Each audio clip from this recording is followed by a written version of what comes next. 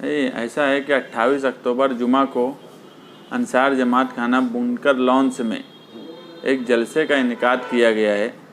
जब मैं 12 नवंबर के मामले में छूट कर आया, उस वक्त भी मैं ये बात बोला था कि हम बाबा साहेब अम्बेडकर और गांधी दोनों की विचारधारा पर चलते हैं। 12 नवंबर के जब तमाम लोग जेल से रिहा हो जाएंगे तो हम जमहूरी तौर पे हम गांधी को फॉलो करते, इसलिए जमहूरियत में अपनी बात रखना अगर कोर्ट में ज़रूरी है तो आवाम के दरमियान भी रखना ज़रूरी है कि हम लोगों को जेल में क्या तकलीफ़ हुई और किस तरह से सभी लोग परेशान हुए, इनको छुड़ाने के लिए किस तरह की कोशिश की गई। दूसरी बात कि जो लोग बंद थे वो लोगों ने उस वक्त भी कहा था जेल में मुझसे कि उनके साथ नाइंसाफ़ी हुई है, और ये बात कुछ लोग तो ऐसे थे जो पुलिस और आवाम दोनों को बचाने के लिए उस वक्त वहाँ मौजूद थे, मगर उनके ऊपर भी गुनाह दाखिल कर दिया गया। तो कहीं ना कहीं गलत तरीका अगर कानून इस्तेमाल करे तो वो बात हम कोर्ट में भी रखें। आज अल्लाह के करम से सभी लोग रिहा हो गए, मगर आवाम में भी ये बात आना चाहिए कि जुल्म और नाइंसाफ़ी ये गांधी के देश में कभी नहीं चली है, ना आगे चलेंगी। इसलिए उसका नाम अवामी अदालत रखा गया है। और हम ये चाहते हैं कि जो वकला फ्री में काम काज किए, जो वकला ने लोगों की दर्द तकलीफ़ समझा, और उसमें कई लोग बहुत गरीब थे, मालेगांव शहर के जो वकला ने समझा, उन वकला का इस्तकबाल होना चाहिए शहरियान की तरफ से, ताकि उनकी भी हौसला अफजाई हो और मुस्तकबिल में अगर कोई बात हो तो वो भी हमेशा शहर के साथ डट कर खड़े रहे, जिस तरह 12 नवंबर के मामले में खड़े थे। आवाम से चर्चा की जाएगी कि किस तरीके से आवाम का दबदबा कायम रहे, या कुछ अलग लोगों को बुलाया गया जलसे में, कौन लोग बोलेंगे? ऐसा है कि जो जलसा है, जलसे में तो जो मुकर्रिन है उसका अनाउंसमेंट हो रहा है।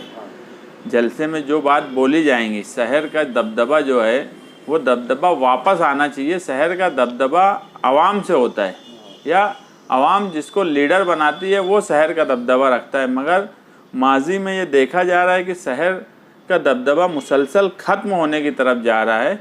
निहाल साहब के वक्त में शहर का अपना एक दबदबा रहा करता था, और मालेगांव शहर को देखकर लोग अपनी तहरीक, अपना आंदोलन किया करते थे।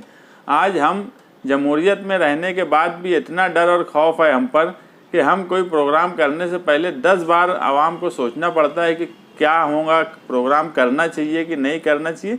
जमहूरियत में इस मुल्क ने जो हमें आज़ादी दी है उसका किस तरह से इस्तेमाल हो और शहर का दबदबा किस तरह से वापस आए, उस पर बात करेंगे। आवाम से क्या गुजारिश करेंगे जलसे में शिरकत के लिए? अब ये तो जलसे में ही करेंगे ना, आप सब अगर यहीं पे बात कर ले तो फिर जलसे में क्या बोलेंगे? जलसे में शिरकत की गुजारिश कैसे करेंगे आवाम? आवाम से तो आवाम आए जलसे में, आवाम से तो यही गुजारिश है कि वो बड़ी तादाद में जलसे में शिरकत करें, क्योंकि 12 नवंबर का वाक़या है। उसके बाद शहर के भी कई लोकल मसाइल हैं।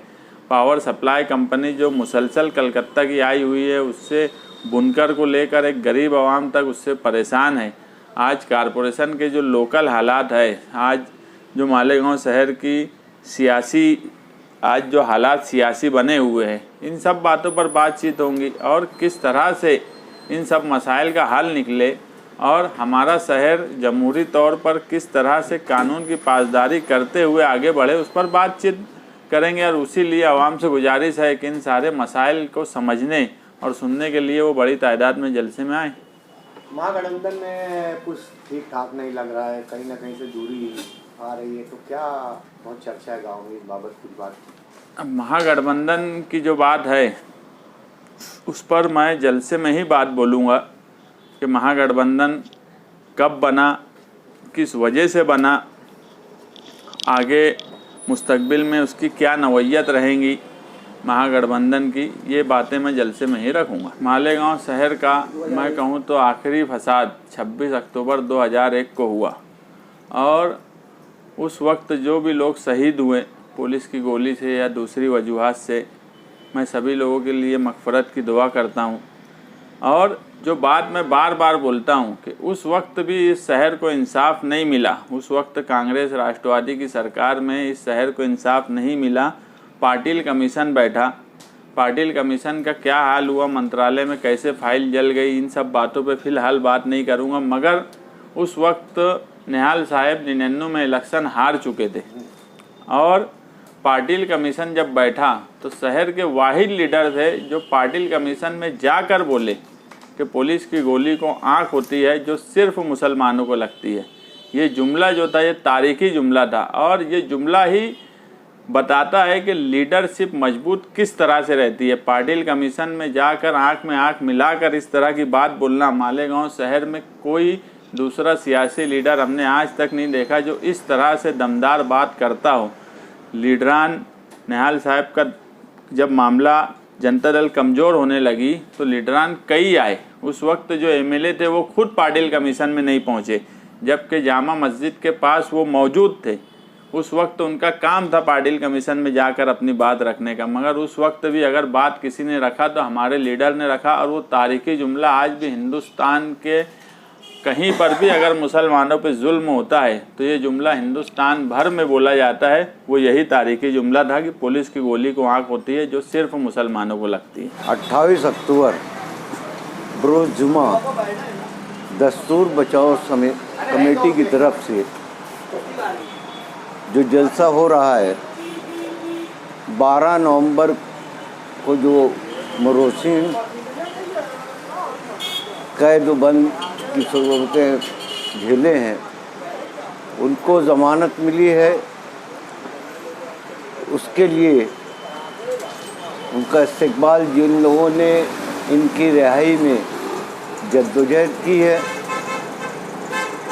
उनके इस्तकबाल के लिए और उनकी सराहना के लिए ये जलसा हो रहा है।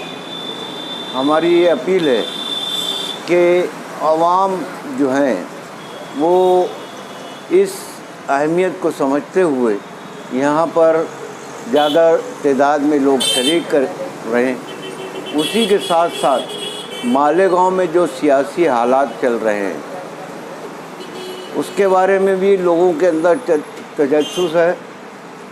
ज़रूरी ये है कि उन हकीकत जो हालात हैं हम वो भी लोगों के सामने उजागर करेंगे।